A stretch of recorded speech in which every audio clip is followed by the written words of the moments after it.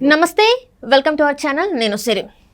ఎన్నికలు దగ్గర పడుతున్న వేళ ఏపీలో వైఎస్ఆర్సీపీ పార్టీ వాళ్ళు అంటే చార్టర్డ్ ఫ్లైట్స్ ఇంకా హెలికాప్టర్స్ని మొత్తం బుక్ చేస్తున్నారు. అయితే ప్రత్యర్థులకు లేకుండా చేస్తున్నారు. సో ఈ అంశాన్ని మనకి వివరించడానికి మనతో పాటు ఉన్నారు ప్రముఖ senior journalist, political analyst C S Rao garu. నమస్కారం సార్. నమస్తే సిరి.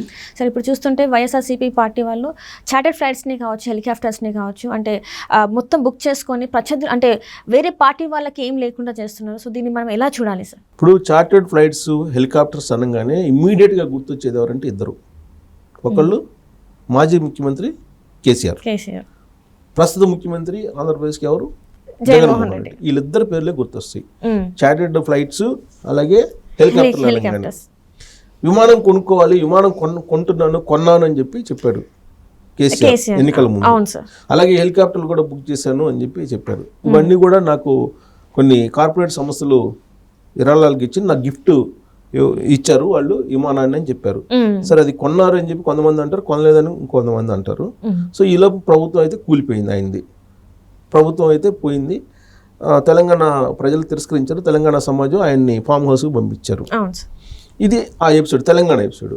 అయితే ఇప్పుడు ఆంధ్రప్రదేశ్ ఎపిసోడ్ కనుక తీసుకుంటే, ఇటీవల కాలంలో ఆంధ్రప్రదేశ్ ముఖ్యమంత్రి జగన్మోహన్ రెడ్డి 2 హెలికాప్టర్స్ని బుక్ చేయాలి, 2 హెలికాప్టర్లు కొనాలి, బుక్ చేయడం కాదు కొనాలి అని చెప్పి 2 జీవోలు ఇచ్చారు. జీవోలు ఇచ్చి హెలికాప్టర్లు కూడా బుక్ చేశారని చెప్తున్నారు. ఆల్రెడీ ఒక హెలికాప్టర్ని ఇప్పుడు వాడుతున్నారు. అంటే 3 హెలికాప్టర్లు.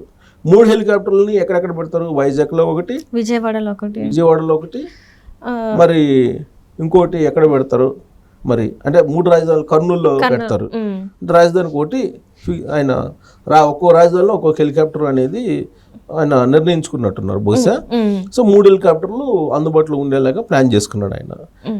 తర్వాత దాంతోపాటు హెలికాప్టర్ని ఎలా వాడుతున్నారంటే జగన్మోహన్ రెడ్డి, నాకు తెలిసినంత వరకు దేశంలో ఏ ముఖ్యమంత్రి వాడని విధంగా సైకిల్ వాడినట్టు వాడేస్తున్నారు. ఒక సైకిల్ లేకపోతే మోటార్ బైక్ను వాడతారు కదా, అలా వాడేస్తున్నారు జగన్మోహన్ రెడ్డి. ఇప్పుడు నిన్న తీసుకున్నాం, సిద్ధం సభ తీసుకున్నాం. సిద్ధం సభ చిలుకలు మేదరమెట్లో జరిగింది. ఆయన ఉండేది తాడేపల్లి అలాగే మేదరమెట్లకి దాదాపు 1.5 hour జర్నీ ఆయనకైతే. ఆయన వెహికల్స్ చాలా సొఫిస్టికేట్గా మంచి లేటెస్ట్ మోడల్ ఉంటాయి కాబట్టి కార్లు 1 hour, 1.5 hour అందుకని ఎక్కువ ఉండదు. ఓకే, కానీ ఆయన హెలికాప్టర్ తీసుకెళ్ళాడు. అంటే రోడ్లు బాగాలేవని చెప్పి తనకు తెలిసి అట్లా తీసుకెళ్ళాడు. సరే, ఇదంటే కొంచెం అట్లీస్ట్ 1.5 hour జర్నీ ఉంది కాబట్టి తీసుకెళ్ళాడు అనుకుందాం. అసలు ఆయన ఒక 8 కిలోమీటర్లకు కూడా హెలికాప్టర్ వాడాడు జగన్మోహన్ రెడ్డి. ఎక్కడి నుంచి? తాడేపల్లి నుంచి అమరావతికి. తాడేపల్లి అమరావతికి 8 కిలోమీటర్లు 10 కిలోమీటర్లు ఉంటుంది, అంతకన్నా ఉండదు. అక్కడ కూడా హెలికాప్టర్ వాడాడు. అంటే తాడేపల్లి ఆయన ఇంటి దగ్గర హెలిప్యాడ్, అమరావతిలో ఒక హెలిప్యాడ్, గన్నవరంలో ఒక హెలిప్యాడ్, విశాఖపట్నంలో ఒక హెలిప్యాడ్, మేదరమెట్లో ఒక హెలిప్యాడ్, ఎక్కడ కావాలంటే అక్కడ హెలిప్యాడ్ని ఏర్పాటు చేసుకోవటం. హెలిప్యాడ్ని ఏర్పాటు చేయడం అంటే అంత ఈజీ ఏం కాదు, ఖర్చుతో కూడుకున్నటువంటి వ్యవహారం. తర్వాత ఆ హెలికాప్టర్ని అసలు ఇష్టానుసారంగా విచ్చలవిడిగా వాడేస్తున్నారు. ఏ ముఖ్యమంత్రి భారతదేశంలో అలా వాడరు. నరేంద్ర మోడీ ప్రధానమంత్రి అయ్యిండి, ఆయన కూడా అంత వాడడు అనుకుంటా నాకు తెలిసి, ఎంత దగ్గర దూరానికి. ఇంకా తెనాలి మీటింగ్కి అక్కడి నుంచి 25 కిలోమీటర్లు ఉంటుంది తాడేపల్లి నుంచి తెనాలికి. 25 కిలోమీటర్లకు కూడా ఆయన హెలికాప్టర్ వాడారు. సో నిన్న సిద్ధ సభకు వాడారు.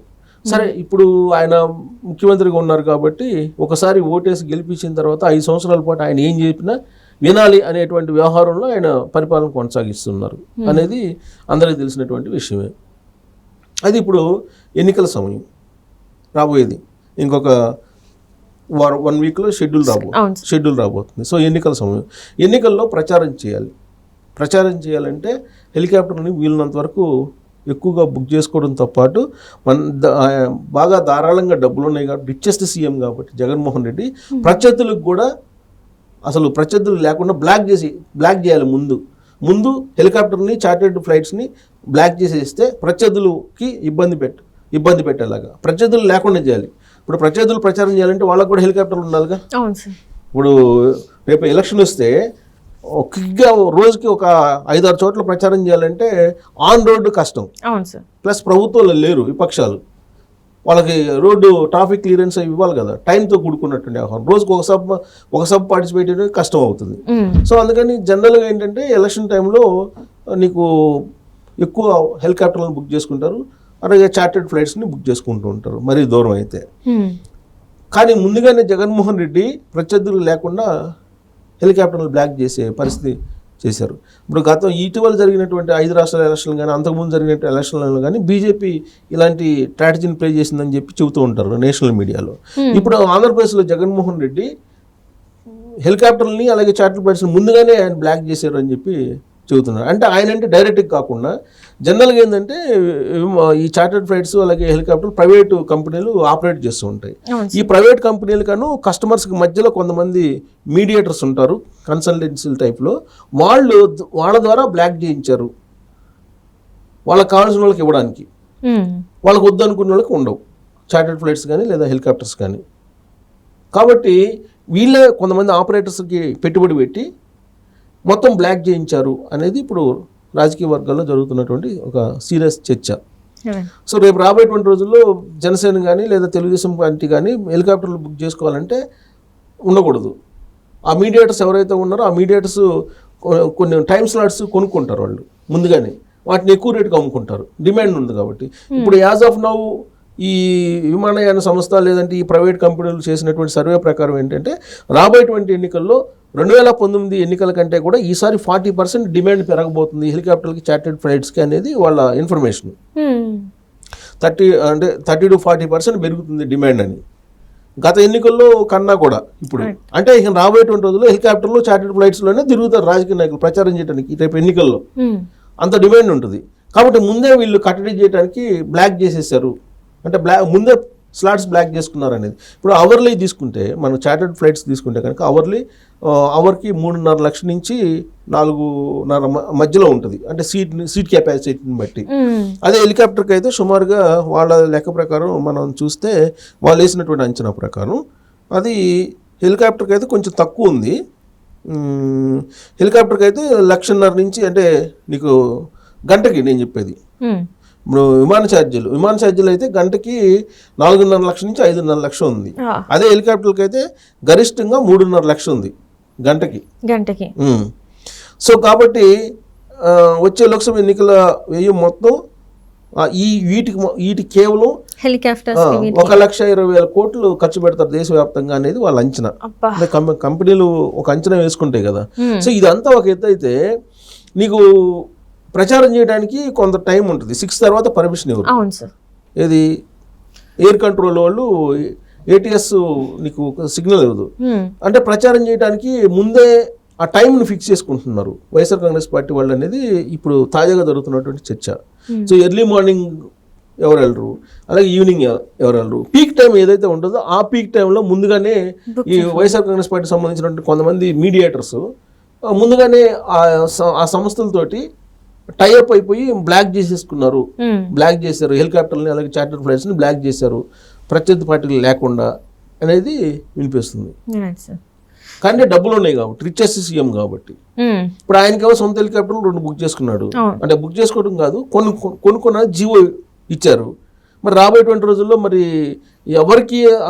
ఎవరు ఆకాశ మార్గాన ఎవరు ప్రయాణం చేయకూడదు, ఓన్లీ జగన్మోహన్ రెడ్డి రేపు ఎన్నికలప్పుడు ప్రయాణం చేయాలనేటువంటి కాన్సెప్ట్ తోటి వైఎస్ఆర్ కాంగ్రెస్ పార్టీ ముందు నుంచే వ్యూహాత్మకంగా ఈ మొత్తం టైమ్ స్లాట్స్ని బ్లాక్ చేశారు అని చెప్పి ఒకటి అనిపిస్తుంది. దీని అందరిని నడిపించింది ఎవరంటే ఆ పార్టీలో ఉన్నటువంటి విజయసాయి రెడ్డికి సంబంధించినటువంటి సమీప బంధువు ఒక లేడీ ఉన్నారు. ఆవిడ ఈ మొత్తం ఆపరేషన్ చేశారు అనేది కూడా ఒకటి వినిపిస్తుంది. ఆ మధ్యకాలంలో ఆవిడ ఇష్యూ కూడా ఒకటి డిస్ప్యూట్ అయింది ఈ చార్టెడ్ ఫ్లైట్స్ విషయంలోనే. సో ఆవిడే మొత్తం మానిటర్ చేస్తున్నారు. సో విజయసాయి రెడ్డి వాళ్ళకి అత్యంత సన్నిహిత బంధువు, వాళ్ళ ఇంట్లో మనిషిలాగా ఉంటారు, సన్నిహిత బంధువు. ఆవిడ ఈ చార్టెడ్ ఫ్లైట్స్ తర్వాత ఈ హెలికాప్టర్ సంబంధించినటువంటి బిజినెస్ చేస్తూ ఉంటారు. ఆ కంపెనీ ద్వారానే ఈ మొత్తం వ్యవహారాన్ని నడిపిస్తున్నారు అనేది ఇప్పుడు వినిపిస్తుంది. అంటే మొత్తం మీద ఏంటంటే ప్రత్యర్థులకి వీటి లేకుండా ముందుగానే బ్లాక్ చేసేసి ఇలాంటి తెర వెనుక వ్యవహారాలని కూడా ముందుగానే వైఎస్ఆర్ కాంగ్రెస్ పార్టీ చేసింది అని అంటున్నారు. సో దీన్ని బట్టి ఇప్పుడు రేపు రాబోయే రోజుల్లో విపక్షాలు ఏ విధంగా దీన్ని మరి వాళ్ళకు ఉంటాయా ఉండవా, లేదంటే వాళ్ళు ఎవరో సపరేట్ అరేంజ్మెంట్స్ చేసుకున్నారో మనకు తెలియదు. బట్ వీళ్ళు మాత్రం ఈ విధంగా చేశారు. అది కూడా విజయసాయి రెడ్డి సమీప బంధువుగా ఉన్నటువంటి ఒక లేడీ ఆపరేట్ చేసినటువంటి సంస్థ ద్వారా మొత్తం చేశారు అనేది ఒకటి వినిపిస్తుంది. సో ఇవన్నీ ఏంటంటే అధికారము, డబ్బు, అవినీతి, వెరసి ఇలాంటివన్నీ తోడైనవి అని చెప్పి చర్చ జరుగుతుంది రాజకీయ వర్గాల్లో.